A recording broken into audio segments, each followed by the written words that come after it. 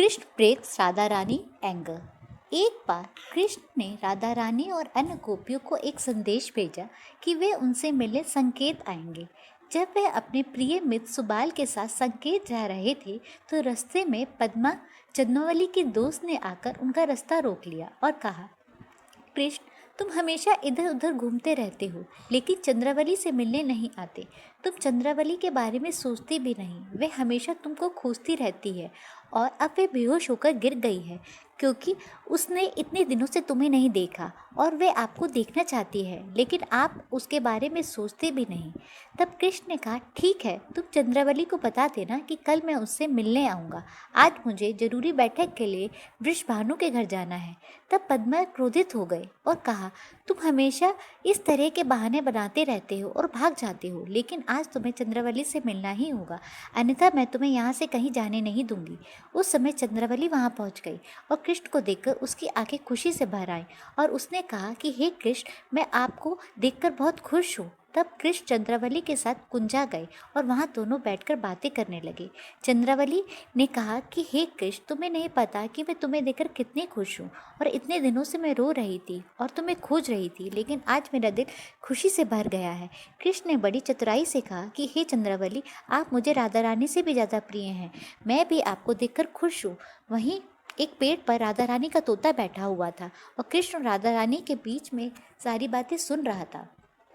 जहाँ गोपियाँ राधा रानी बेसब्री से कृष्ण के आने की प्रतीक्षा कर रही थीं और फिर तोते ने कृष्ण और चंद्रावली की पूरी बातचीत को सभी गोपियों और राधा रानी से कहा। ये सुनकर ललिता देवी क्रोधित हो गई और कहा, हमें गोवर्धन मल्ल चंद्रावली के पति के घर जाना चाहिए और कहना चाहिए कि उसकी पत्नी चंद्रावली इतने सारे लोगों के साथ संबंध बना रही है। तब सभी गोपियाँ चंद्रावली के घर गईं और वहाँ उन्होंने चंद्रावली की सास से कहा कि चंद्रावली किसी अन्य व्यक्ति के साथ बैठी है, जाकर चंद्रावली को देखें और उसे उचित दंड दें। उसकी सास क्रोधित हो गई और चंद्रावली की तलाश में निकल गई।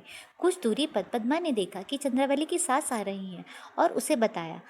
ये सुनकर चंद्रावली बेहोश हो गई और कृष्ण ने उन्हें जगाया और कहा कि मुझे चिंता ना करें और तुम्हारी रक्षा करने के लिए मैं यहाँ हूँ। तब उसकी सास वहाँ पहुँची और चंद्रावली की सखियों से कहा कि तुम मेरी प्रिय चंद्रावली को उसके किसी अन्य व्यक्ति के साथ मिलाती हो।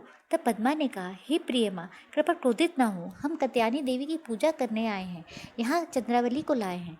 आपकी पुत्रवधू चंद्रावली पूरी भक्ति के साथ उनकी पूजा कर रही है और देवी कात्यायनी यहाँ मौजूद थी और चंद्रावली को एक वरदान देने वाली थी, लेकिन क्योंकि आप यहाँ आ गई तो देवी विग्रह रूप में प्रकट हो गए। ये सुनकर उसकी सास खुश हो गई और प्यार से वहाँ चंद्रावली के घर ले गई। तब कृष्ण अपने रूप में प्रकट हुए और सुबाला से कहा कि हे कृष्ण, तुम जादूगर के भी जादूगर हो।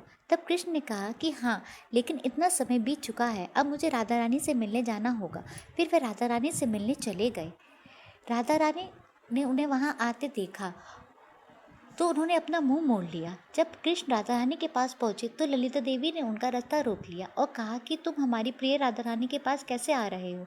वे इतनी शुद्ध हैं और दूसरी ओर तुम इतने सारे लोगों के साथ जुड़ रहे हो।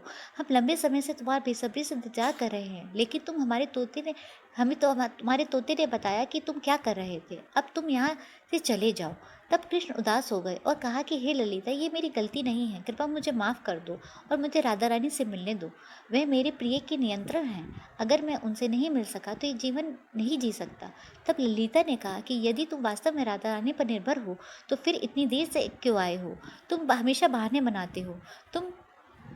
तब कृष्ण ने कहा, जो भी हो, कृपा करके मुझे श्रीमती राधा रानी से मिलने दो। ये कहने के बाद कृष्ण राधा रानी के पास आते हैं और कहते हैं कि ओह राधा रानी, कृपा मुझे क्षमा करें और मुझे इस खतरे से बचाएं। राधा रानी इतनी क्रोधित थी कि उन्होंने कृष्ण को देखा ही नहीं। तब कृष्ण उदास मन से ये सोचकर वहाँ से चले गए कि मैं राधा रानी से कैसे मिल सकता हूँ। ये देखकर विशाखा देवी को दुख हुआ और उन्होंने कहा कि ओ राधा रानी, ये सब भूल जाए और कृपा कृष्ण को क्षमा कर दो। ये सुनकर राधा रानी क्रोधित हो गई और कहा कि विशाखा, ये सब कैसे कह सकती हो? तुम भी यहाँ से चली जाओ। तब विशाखा देवी कृष्ण के पास जाती हैं और उनसे कहती है कि श्रीमती राधा रानी तुम पर बहुत क्रोधित है। कृष्ण ने वहाँ कहा कि हाँ मुझे पता है, लेकिन मुझे क्या करना चाहिए?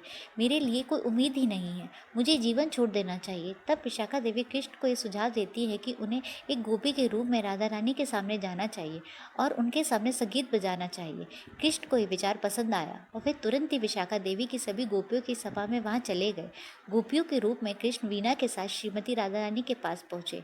तब राधा रानी ने पूछा कि ये कौन है? सभी गोपियों ने कहा कि ये एक सखी है और ये बहुत अच्छी गायिका है। तब राधा रानी ने उसे बुलाया और उसका नाम पूछा, तो विशाखा देवी ने कहा कि इसका नाम श्यामा सगी है।